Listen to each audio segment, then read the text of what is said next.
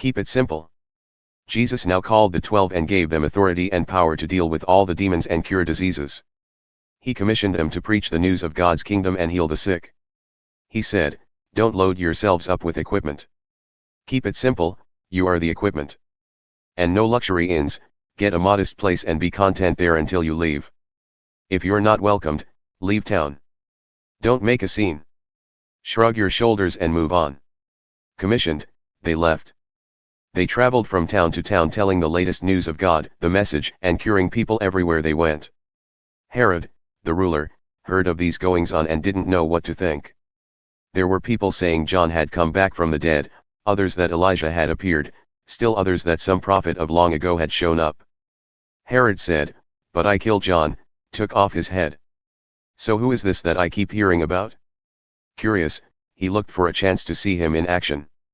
The apostles returned and reported on what they had done. Jesus took them away, off by themselves, near the town called Bethsaida. But the crowds got wind of it and followed. Jesus graciously welcomed them and talked to them about the kingdom of God. Those who needed healing, he healed. Bread and fish for 5,000. As the sun set, the 12 said, "Dismiss the crowd so they can go to the farms or villages around here and get a room for the night and a bite to eat. We're out in the middle of nowhere. You feed them," Jesus said. They said, "We couldn't scrape up more than 5 loaves of bread and a couple of fish, unless, of course, you want us to go to town ourselves and buy food for everybody." There were more than 5,000 people in the crowd. But he went ahead and directed his disciples, "Sit them down in groups of about 50. They did what he said, and soon had everyone seated. He took the 5 loaves and 2 fish, lifted his face to heaven in prayer, blessed, broke, and gave the bread and fish to the disciples to hand out to the crowd. After the people had all eaten their fill, 12 baskets of leftovers were gathered up. Don't run from suffering. One time when Jesus was off praying by himself, his disciples nearby, he asked them, "What are the crowds saying about me, about who I am?" They said, "John the Baptizer. Others say Elijah. Still others say that one of the prophets from long ago has come back." He then asked, "And you, what are you saying about me? Who am I?" Peter answered, "The Messiah of God." Jesus then warned them to keep it quiet. They were to tell no one what Peter had said. He went on, "It is necessary that the Son of Man proceed to an ordeal of suffering, be tried and found guilty by the religious leaders, high priests, and religion scholars, be killed, and on the 3rd day be raised up alive." Then he told them what they could expect for themselves. "Anyone who intends to come with me has to let me lead. You're not in the driver's seat, I am. Don't run from suffering, embrace it. Follow me and I'll show you how. Self-help is no help at all. Self-sacrifice is the way, my way, to finding yourself, your true self. What good would it do to get everything you want and lose you, the real you? If any of you is embarrassed with me and the way I'm leading you, know that the Son of Man will be far more embarrassed with you when he arrives in all his splendor in company with the Father and the holy angels. This isn't, you realize, pie in the sky by and by.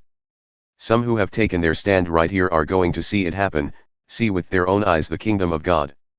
Jesus in his glory."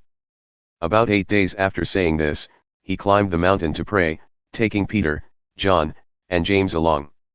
While he was in prayer, the appearance of his face changed and his clothes became blinding white. At once 2 men were there talking with him. They turned out to be Moses and Elijah, and what a glorious appearance they made. They talked over his exodus, the one Jesus was about to complete in Jerusalem. Meanwhile, Peter and those with him were slumped over in sleep. When they came to, rubbing their eyes, they saw Jesus in his glory and the 2 men standing with him. When Moses and Elijah had left, Peter said to Jesus, "Master, this is a great moment. Let's build 3 memorials, one for you, one for Moses, and one for Elijah." He blurted this out without thinking. While he was babbling on like this, a light radiant cloud enveloped them. As they found themselves buried in the cloud, they became deeply aware of God. Then there was a voice out of the cloud, "This is my Son, the chosen. Listen to him." When the sound of the voice died away, they saw Jesus there alone. They were speechless. And they continued speechless, said not one thing to anyone during those days of what they had seen.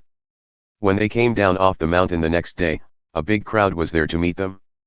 A man called from out of the crowd, Please, please, teacher, take a look at my son. He's my only child. Often a spirit seizes him. Suddenly he's screaming, thrown into convulsions, his mouth foaming. And then it beats him black and blue before it leaves. I asked your disciples to deliver him, but they couldn't. Jesus said, what a generation. No sense of God. No focus to your lives. How many times do I have to go over these things? How much longer do I have to put up with this? Bring your son here. While he was coming, the demon slammed him to the ground and threw him into convulsions. Jesus stepped in, ordered the foul spirit gone, healed the boy, and handed him back to his father. They all shook their heads in wonder, astonished at God's greatness, God's majestic greatness. Your business is life. While they continued to stand around exclaiming over all the things he was doing, Jesus said to his disciples, treasure and ponder each of these next words, the Son of Man is about to be betrayed into human hands. They didn't get what he was saying. It was like he was speaking a foreign language and they couldn't make heads or tails of it. But they were embarrassed to ask him what he meant. They started arguing over which of them would be most famous. When Jesus realized how much this mattered to them, he brought a child to his side. Whoever accepts this child as if the child were me, accepts me, he said. And whoever accepts me, accepts the one who sent me. You become great by accepting, not asserting. Your spirit, not your size, makes the difference. John spoke up, Master, we saw a man using your name to expel demons and we stopped him because he wasn't of our group. Jesus said, don't stop him. If he's not an enemy, he's an ally.